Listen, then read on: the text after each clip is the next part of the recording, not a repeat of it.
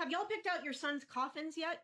No, seriously. Have you stood in the showroom and run your hand over the smooth wood, trying to decide if cherry or oak will look better when it's covered by a flag? Have you picked the song you'll play while you bury a boy who still has his baby teeth in your attic somewhere? Have you figured out how to stay upright as he's lowered into the ground and you're expected to accept that folded triangle on his behalf? Do you think you'll cry when you realize it was your vote that shoveled the dirt over his face? Because one day, if you keep cheering this on, you'll be doing all of that. And when you do, you won't get to hide behind slogans or other people's sacrifice. You won't get to pretend it wasn't your ballot, your shrug, your silence, your cheering on pointless cruelty that sent your child over there. You applauded when the commander-in-chief lit new conflicts like disposable matches. You smirked while his drunk Fox News enforcer drove out women and people of color from the military. Did you think the poverty draft would skip your middle-class zip code forever? Do you understand how racist you have to be to insist that black and brown folks aren't good enough to go die in foreign deserts on your behalf?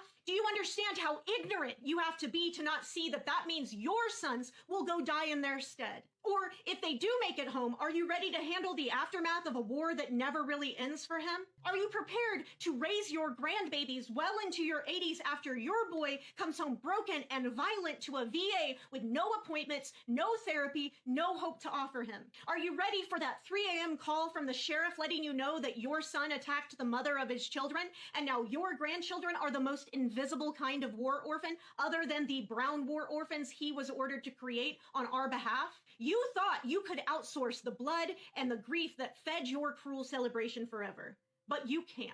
The sacrifice that you took for granted because it was being given by people you think are below you is now at your door, knocking in uniform. I hope that someday, when you're left with nothing but boxes of photographs under your bed, the joy of superiority you felt as you watched a wife-beating alcoholic chastise the men and women who have given everything for our country is enough to bring you comfort in your self-imposed loneliness. Because I know they say we all enter this world alone and we leave it the same way, but it will be your decisions that sent your babies to die in the desert, and it will be your decisions that brought them back in a squadron of pine boxes nailed together by the votes of parents just